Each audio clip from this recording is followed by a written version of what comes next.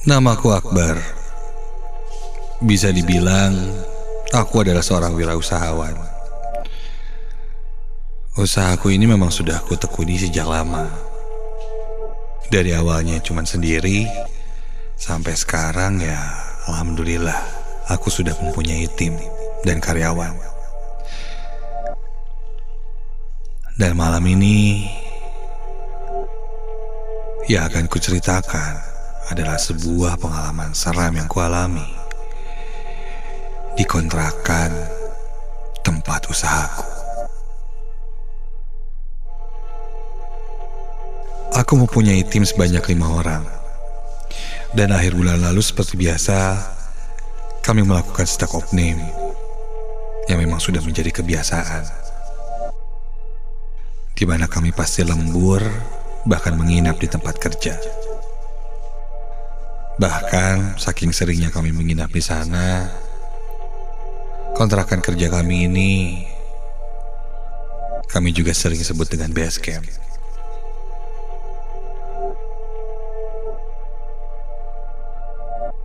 Singkat cerita, kami pun mulai melakukan pendataan produk. Saat itu, satu orang timku bernama Ari memutuskan untuk pulang dulu ke rumah. Ada keperluan katanya. Dan nanti selepas Isya, dia akan kembali lagi ke base camp. Aku pun mengizinkannya. Dan sekalian meminta dia untuk membeli nasi goreng untuk makan malam nanti.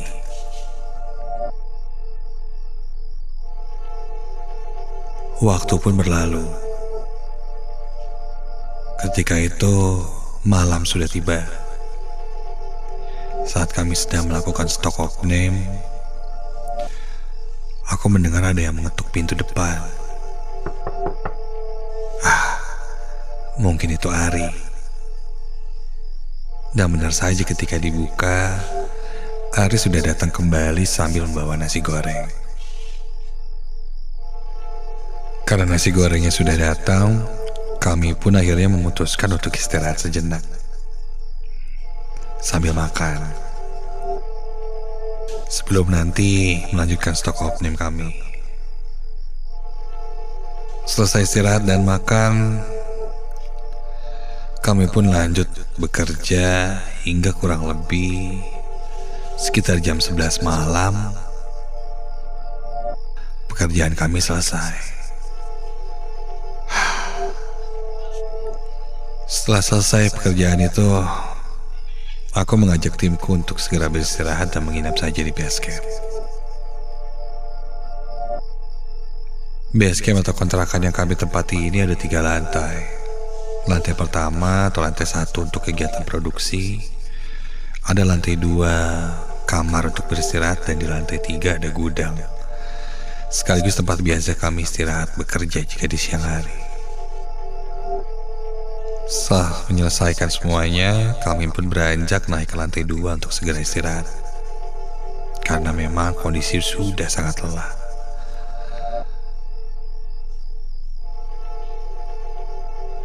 Ketika yang lain sudah mau istirahat dan tidur, Ari meminta izin untuk ke lantai 3 dulu.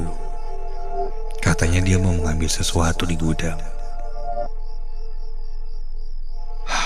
Ya sudahlah.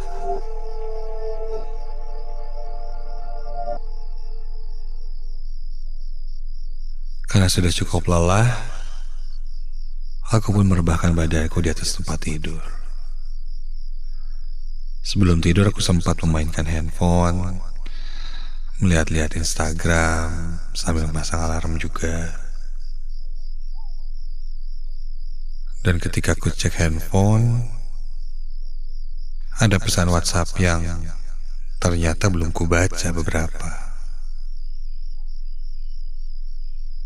Aku pun mengecek satu persatu chat yang belum terbaca itu. Sampai loh,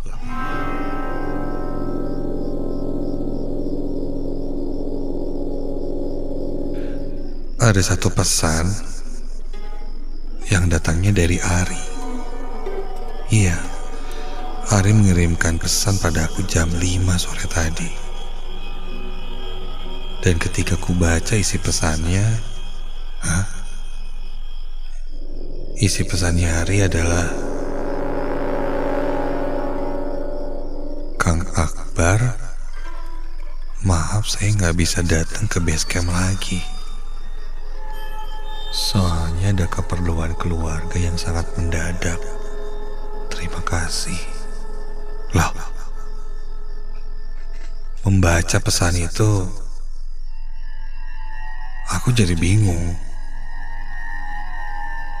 Jelas-jelas Ari tadi datang, bahkan membawa pesanan nasi gorengku, dan sekarang ada di lantai 3. Ini kan pesan dari jam 5 sore tadi. Apa mungkin keperluan keluarganya gak jadi ya? Jadi dia langsung datang ke kantor.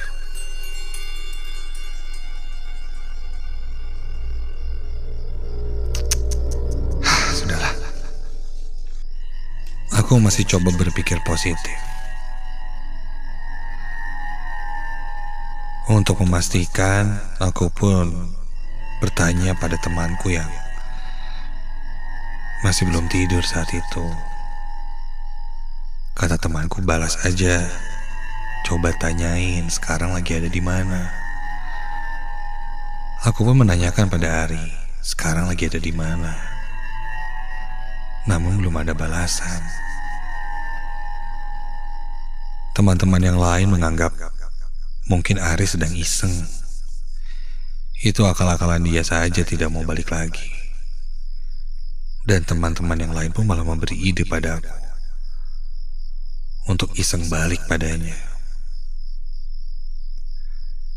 Salah satu tim ku memberikan ide untuk menakut-takuti Ari yang sedang ada di lantai 3 sendirian. Iya sih, tadi dia bilang mau ngambil barang ke lantai 3, tapi belum balik lagi. Penasaran, tanpa berlama-lama akhirnya kami berempat pun naik ke lantai 3. Gilang, salah satu timku itu, dengan niatnya memakai kain putih untuk menakut-takuti Ari. Dia mau jadi pocong-pocongan katanya. Kami pun mengendap-endap menaiki anak tangga. Dan ketika sampai di lantai atas, di lantai 3 itu kami tidak melihat siapa-siapa. Sepi, kosong. Sampai ketika kita cek ke sekitar. Aduh. Refleks kami berempat kaget ketika melihat ada seseorang yang sedang duduk di kursi membelakangi kami. Namun anehnya, orang yang sedang duduk itu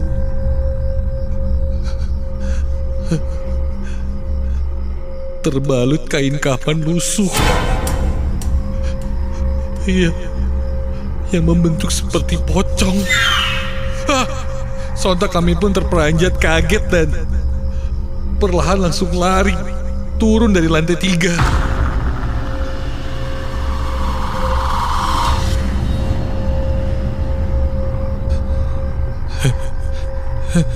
Di saat bersamaan handphoneku berbunyi.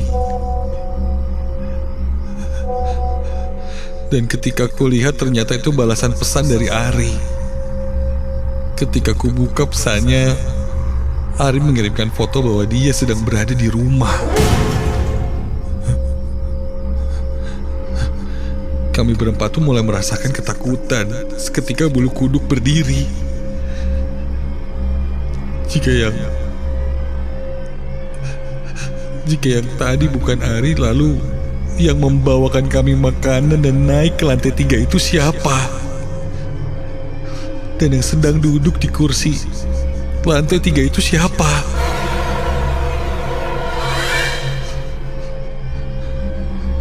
Kami yang sudah turun ke lantai 2 ingin memastikan sekali lagi apa yang kami lihat. Mengumpulkan segala keberanian, kami pun naik lagi ke lantai 3.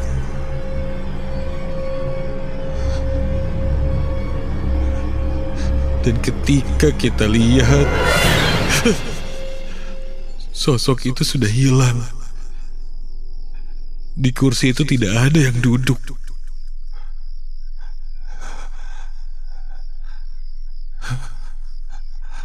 Karena kondisi cukup gelap saat itu, aku coba nyalakan lampu flashlight dari handphone. Dan ketika ku sorot, astaga!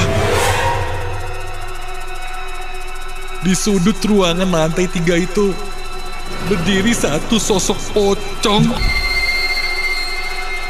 dengan kain kafan yang lusuh dan kotor.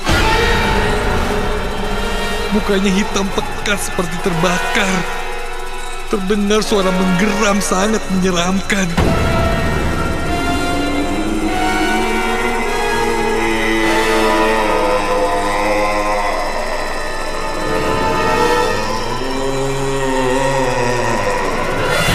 Panik, kami langsung turun ke lantai 2. Langsung masuk ke kamar dan mengunci pintu.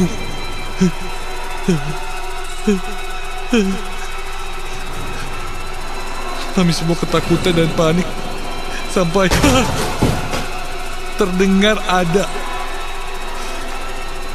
seseorang yang menggebrak pintu kamar kami, seakan memaksa untuk masuk.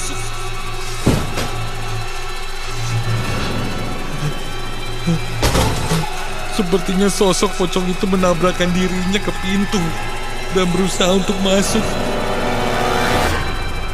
Kami yang panik ya, tidak tahu harus berbuat apa.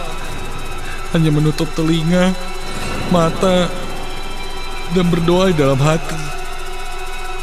Sampai, astaga, salah satu timku yang berada di kamar saat itu berteriak, meronta-ronta, menggeram, seperti kesurupan. Iya, posisinya kini dia tertidur dengan merapatkan kaki dan tangannya seperti pocong. Iya, dia kerasukan.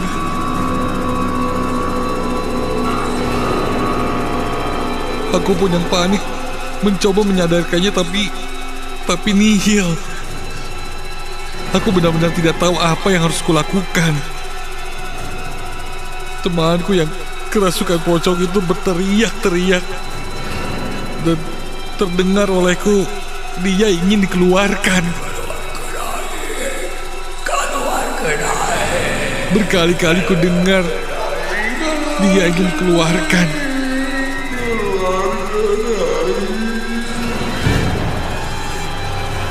Sampai akhirnya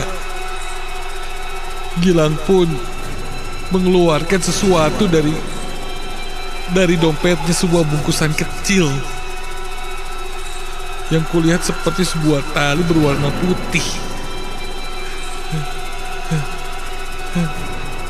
Itu apa? Gilang bilang, ini jimat tali pocong.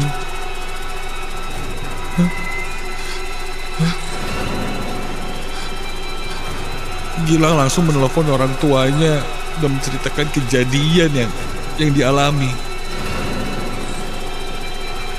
Dan di telepon itu mereka meminta Gilang untuk memasukkan tali pocong itu ke mulut temanku yang kesurupan.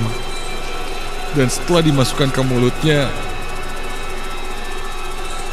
teman kami yang kesurupan itu menggeram, mengunyah tali pocong itu. Dan sampai akhirnya dia pun tak sadarkan diri.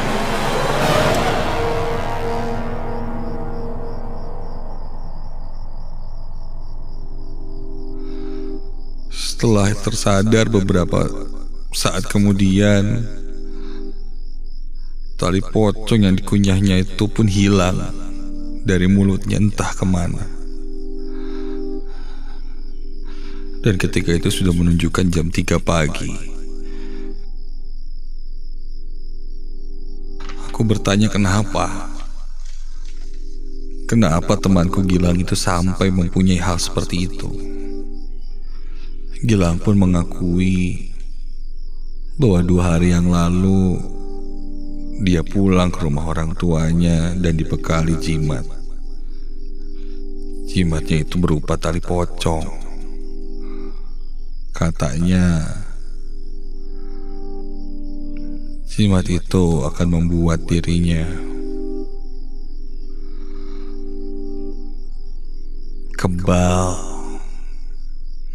dan tidak diganggu oleh orang.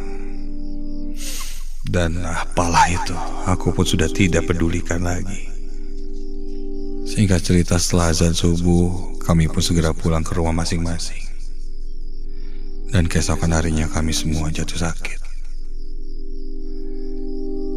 Aku pun meliburkan dulu sementara kegiatan produksi di kontrakan itu, dan meminta Gilang untuk menyelesaikan semuanya.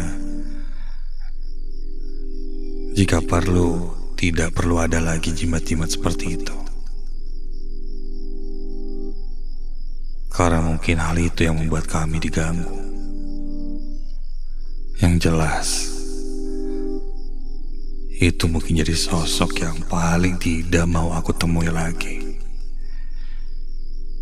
Sosoknya itu masih terus terbayang di pikiranku dan selalu jadi mimpi burukku.